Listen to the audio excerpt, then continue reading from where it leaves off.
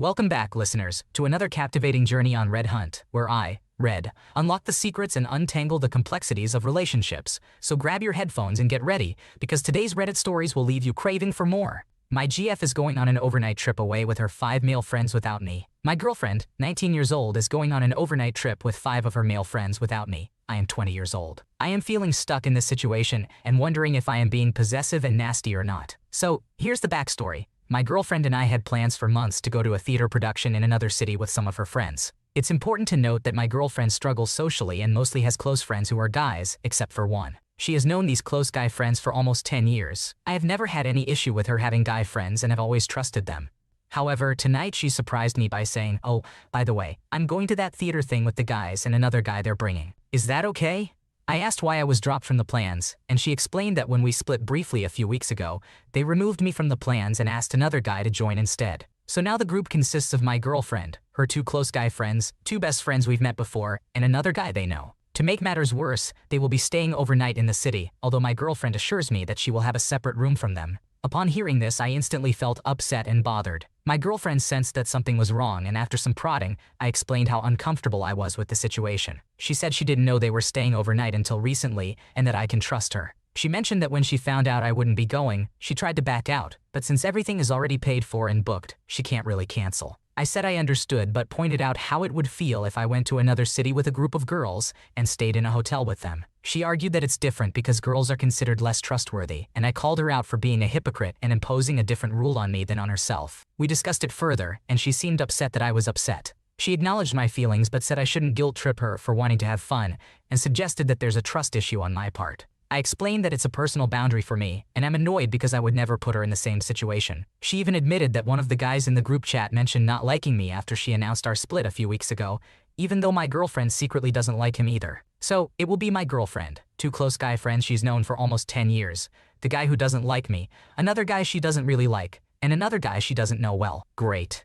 We've stopped discussing it for now and are joking around, but it's still bothering me. The trip is in 10 days and it's already eating at me. Am I being too sensitive and nasty? To me, it's a matter of boundaries, and I feel disrespected as her boyfriend. However, she doesn't have many friends, and she doesn't want to lose them. As additional information, I'm 20 years old, and this is my first relationship, while she's almost 20. It's understandable that you feel upset and disrespected in this situation. Trust is an important aspect of any relationship, and it can be difficult to see your partner going on an overnight trip with a group of friends of the opposite sex, especially when it seems like you were intentionally excluded. However, it's crucial to approach the issue with open communication and understanding, rather than assuming the worst. Talk to your girlfriend calmly and express how you feel, emphasizing that it's not about being possessive or nasty, but rather about setting personal boundaries and feeling secure in the relationship. It's also essential to listen to your girlfriend's perspective and try to understand her point of view. She mentioned not wanting to lose these friends because she doesn't have many, and it's important to acknowledge her social struggles. However, it's vital for both of you to reach a compromise that respects both your boundaries and her need for social interaction. Overall, communication, trust, and understanding are key. Discuss your concerns with each other openly and honestly, and try to find a solution that works for both of you. How to gently distance myself from my parents. My family has become a family of 3.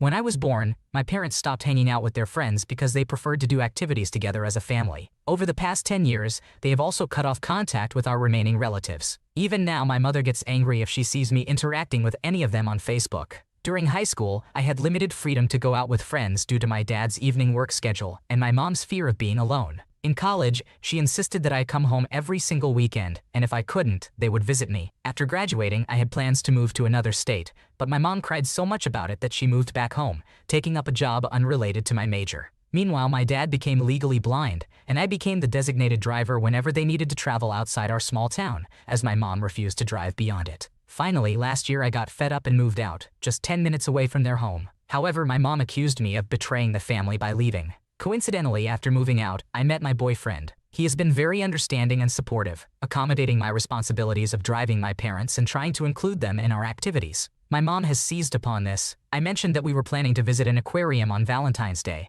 and she declared that she loves that aquarium and would like to go. When I bring up possible vacation destinations, she suggests it would be fun if they could join us. If I spend time with my boyfriend without her, she becomes extremely jealous and sometimes even angry. Now my boyfriend and I are planning to move in together in about 6 months, to a town just over an hour away from where I currently live. My mom cries about how she'll never see me since she refuses to drive there, and she accuses him of taking me away from them. Since the new year, she has become extremely clingy, asking me to come home for lunch every day and requesting to have lunch on Saturdays and breakfast on Sundays. I do some of these things, but if I turn her down, she gets upset. I know I need to create some distance between us, including my dad, who doesn't act like my mom but enables her behavior to avoid conflict. However, I don't want to completely ruin my relationship with them because I still want to be a part of their lives. I'm starting to realize how unhealthy this situation is, and I think they need to prepare for a time when they won't see me every day. I just don't know how to begin this process. It sounds like you're in a very difficult situation, and it's understandable that you're feeling trapped and suffocated by your family's expectations. It's important to prioritize your own happiness and well-being, even if it means making some tough decisions. First and foremost, it's crucial to communicate your feelings and concerns with your parents in a calm and respectful manner. Let them know that while you love them and want to be a part of their lives, you also need to have independence in your own space. Express that you feel suffocated by the constant need for them to be involved in every aspect of your life, and explain that it's causing strain in your relationship with them. It's important to remember that change takes time, and your parents might need it to adjust to a new dynamic. Be patient with them, but also stay firm in your boundaries. It's crucial for your own mental and emotional well-being that you prioritize your happiness and establish a healthy sense of independence. Seek support from friends, a therapist, or support groups, as they can offer guidance and assistance in navigating these challenging family dynamics. Am I the antagonist for not loving my mom? My mother disappeared when I was 5 years old and left me with her grandparents. Before that, all of my memories are positive, yet I remember being put in questionable situations. When she returned a few years later, she attempted to be a mother but got caught up with drugs again. There was a moment where I believe she traded me for drugs before my grandparents found and took me back home. Until I was 16, I would only see her at holidays, specifically Thanksgiving, where she would make me watch the same movie before disappearing into the bathroom for hours. When I turned 16, she went into rehab. When she first got sober, she treated me as if I were still 5 years old. She would not accept that I was a teenager, refused to give me privacy, and tried to control how I dressed, despite not being my legal parent or living with me. As an adult, I lived with her twice, each time for less than a year. The first time I left was because she still refused to accept that I wasn't a child and tried to force me into adulthood. She made me pay more bills than her and my stepfather, attempted to give me a curfew at 19 years old, and I had to witness her and my stepdad pretending to be a perfect family with my nephew. The second time I left was because she expected me to be a father figure to my nephew, whom she took in after my stepdad left. When I moved to a different city, she became angry with me for abandoning her. Some relatives even called me a bad son for leaving, despite the fact that I needed to save money and improve my life. When she sold my childhood home after my grandparents' deaths, she used the money to buy drugs and then got mad at me for not talking to her. When she got arrested, she would try calling me every day because she missed me, even though she knew I am partially deaf and struggle to use the phone like most people. I have only texted her a few times since she's been in prison, but I instantly regret it. Every conversation with her turns into a competition of who has had a harder life. Every time I try to discuss this with someone, I'm told that I'm the bad person for breaking her heart and that I should talk to her because she's my mother. You only get one. However, years of therapy have taught me that I need to establish boundaries that promote my well-being. She's getting out of prison next week and expects me to visit her once she finds a new place to live. However, she has never visited me in the past 9 years. I've informed several relatives that I won't be visiting because I don't believe I love her. She has never been a mother, and our entire relationship has been transactional, benefiting her the most. Furthermore, she refuses to listen to me about anything. Of course, the family gossip portrays me as a terrible son and insists they would never do this to their own mother. Considering that you are not related to me, am I the asshole for not loving her and prioritizing my peace? Your feelings and actions are completely valid and understandable. It's clear that you have been through a lot of pain and disappointment because of your mother's actions. Your priority should be protecting your own well-being and mental health. It's important to set boundaries that serve you in a healthy manner, as you have learned in therapy. You have every right to decide who you want to have a relationship with and how you want that relationship to look like. The fact that your mother expects you to visit her after all that she has put you through is unreasonable. It seems like she has never taken your feelings into consideration and only thinks of herself. Don't let the opinions of others guilt you into doing something that doesn't feel right to you. Surround yourself with people who support and understand your decision to protect your peace. Your primary responsibility is to yourself, not to please others. Used my 12-year-old grandson to shock and one-up his dad. I've been thinking for a while about how to word this, and I've been giggling to myself over how it played out. Please bear with me, as writing isn't my strong suit, and I'm not even sure if this can be considered petty revenge. However, I do consider it vaguely wholesome. To To set the stage, this happened in the UK, on Christmas Day. My wife and I booked a table at a local pub for Christmas dinner. My stepson, his girlfriend, and his son from a previous relationship were also joining us. My wife, stepson, and I arrived at the venue first. We bought our drinks. My wife had a glass of Prosecco, my grandson had a glass of Coke, and I, who hasn't had alcohol in about 10 years, ordered a pint of Lager. My grandson is a wonderful kid. He's quiet but has a great sense of humor. I love teasing him and trying to shock him or make him react. Usually I'm met with eye rolling or a crooked smile that says, "Grow up, Grandpa. You're funny, but I'm not going to play along." My stepson is also a good sport. He has a fantastic sense of humor, and we've had our fair share of pranks, meme wars, and playful insults through Messenger and Facebook. Stepson texted us that they'd arrived and were about to join us when I had a sudden idea. After taking a few sips of my drink, I quickly asked my grandson to switch drinks with me. From the grin on his face, I could tell he instantly knew what I was up to, and we swiftly swapped glasses before his dad saw. We exchanged pleasantries and greetings when my stepson asked what my wife and I wanted to drink. He briefly looked down at our drinks and, with a frozen smile on his face, said, "He's drinking Lager." Before I continue, let me mention that my stepson loves teasing people, playing jokes, and seeing their reactions. He's a great dad and also considers himself one of the guys. Upon mentioning that I was drinking lager, my wife was quick to respond, "Yes, that's what he asked for. Kids are allowed to have a drink with their meal." "But it's a pint," my stepson replied, still with a frozen smile. "A pint of lager." "Well, I am 12 now, Dad," my grandson calmly responded with a straight face. It was actually his birthday on December 22nd. What followed was a frozen smile still on my stepson's face, accompanied by a furrowed brow and desperate eye movements as he searched for a response. All he could manage was, "But it's lager." We couldn't hold back our laughter any longer, and the relief on his face was immense. It's important to note that my 12-year-old grandson never actually drank any of the lager. Instead, he happily sipped on his Coke. "That's a pretty clever and playful prank you pulled on your stepson." I can imagine the look on his face when he realized what was happening. It's great that you have such a good relationship with him and can engage in pranks and jokes like that. Your grandson seems to be quite the quick thinker too, coming up with the perfect response. And it's nice to hear that everyone was able to have a good laugh about it in the end. Thanks for sharing this amusing story. Am I the antagonist for saying I would exclude my father's family from my wedding? I, a 26-year-old woman, have been in a relationship for a while now. During the holidays, my mother and I were discussing weddings while running errands in the car. When we talked about who I would invite and the size of the wedding, I mentioned that I would invite only a few people from my father's side. The exception would be one cousin who my siblings and I were close to while growing up. My mother became visibly upset. You see, my father comes from a large and tight-knit family with 16 siblings. They are all very close and practically have open access to each other's homes. They frequently visit without notice and help each other with house maintenance, like a big farming family. Most of my cousins from that side of the family have had huge weddings with guest lists exceeding 1,000 people and have rented event centers. My siblings and I are pretty much the last chance for our family to continue that tradition of massive family weddings. The main issue lies with my uncle and his wife.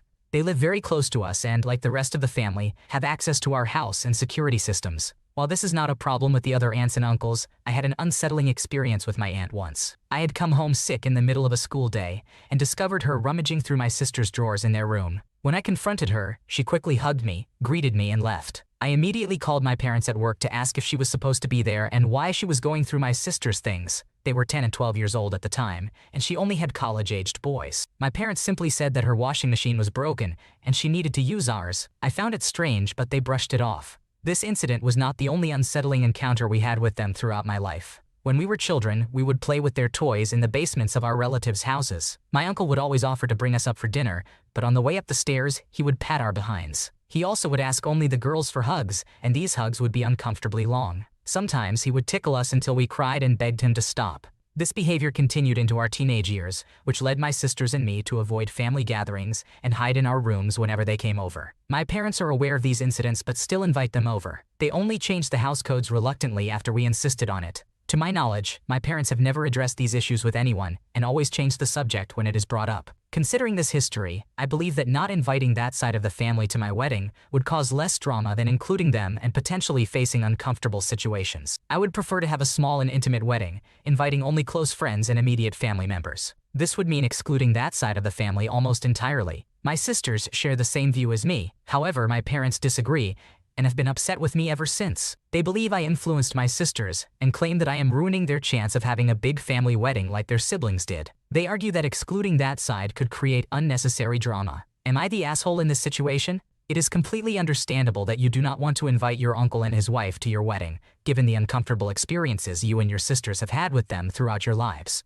Your parents' dismissive attitude towards your concerns is concerning, as they should prioritize your safety and well-being over maintaining a large family wedding tradition. Your wedding day should be about celebrating your love and happiness, surrounded by people who genuinely care for you and respect your boundaries. The idea of having a small and intimate wedding with close friends and immediate family sounds perfectly reasonable. It's important to prioritize your own comfort and safety, and you have every right to exclude those who have made you feel uncomfortable. Your parents may be upset and disappointed about not being able to have a large family wedding, but it is not your responsibility to fulfill their expectations. It is more important to prioritize your own happiness and create a comfortable environment for yourself and your partner on your special day. Am I in the wrong for my so being upset that I wear lingerie when he is not with me? I'm not really sure where to start here because I am at a bit of a loss. My significant other, 33-year-old male, and I, 32-year-old female, have been together for about 3 years. Our relationship has had its ups and downs, but for the most part, we've been able to work through our challenges. Over the past 8 months or so, I've been dealing with his opposition to me wanting to wear lingerie when he isn't with me. I love wearing lingerie because it makes me feel sexy, confident, and genuinely good inside.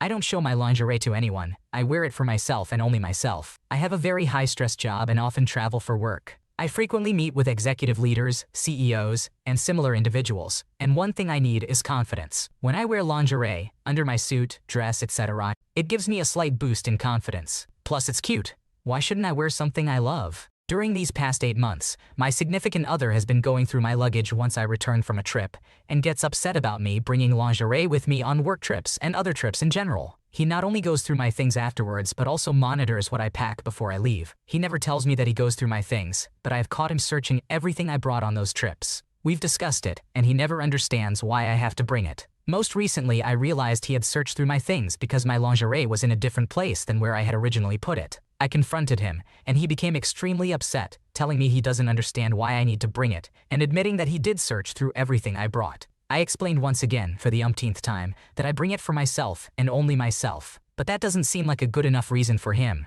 He told me I'm not allowed to wear it unless it's with him. Note, I do wear lingerie when I'm with him. I'm not depriving him of this. Does anyone else wear lingerie because it truly makes them feel sexy and confident? Is it odd that my significant other reacts this way every single time, monitoring what I bring and searching through my things after a trip? I feel like I have to be very cautious around him, and this issue seems to be more about his insecurities than anything else. First of all, I'm sorry to hear that you're going through this situation with your so. It must be frustrating to have your personal choices and preferences challenged in this way. It is absolutely valid for you to wear lingerie because it makes you feel confident and good about yourself. Many people wear lingerie for this exact reason, and it is a personal choice that should be respected. Your so's reaction of monitoring what you bring on your trips and rummaging through your belongings without your consent is certainly not healthy behavior. Consider discussing boundaries and finding a compromise that works for both of you. Relationships should be built on trust, respect, and support, so it's crucial to address these issues and find a way to move forward together. If your so is unwilling to accept your perspective and continues to behave in this intrusive manner, it might be worth seeking professional help or evaluating the overall health of the relationship. Remember that you deserve to be in a relationship where your choices and boundaries are respected. Thanks for watching. When you subscribe, make sure to hit the bell to turn on notifications so you never miss a video. To finish listening to all the stories, check out the playlist in the description.